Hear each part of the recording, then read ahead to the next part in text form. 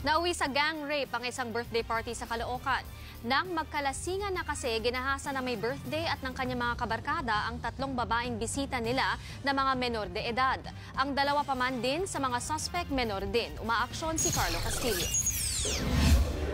Sa presinto natapos ang sanay happy-happy lang ng 5 magbabarkada sa dagat-dagatan Caloocan. Ang may birthday na si Baldo Evangelista. May inayang 3 kaibigang babae sa kanyang bahay. Ang mga dalaga, edad 17 anyos. Tiyempo namang imbitado rin ang 4 na kabarkada ni Evangelista, kabilang ng 2 menor de edad. Nagsimula sa masayang inuman ng selebrasyon at nang sumipa ng epekto ng alak, halinhina na raw na ginahasa ng 5 lalaki ang 3 babae. Kinagabihan talaga. Ano na po yun? Plano na po.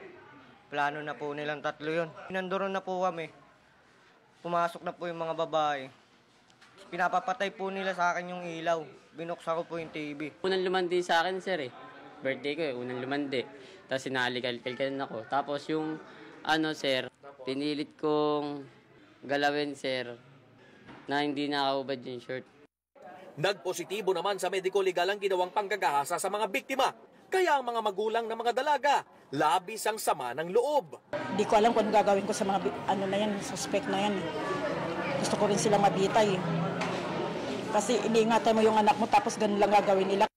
Ayon naman sa mga pulis, kilala raw ang 3 sa 5 suspect na gumagamit at nagtutulak ng droga sa kanilang lugar. Sakit rin daw sila ng ulo ng kanilang barangay.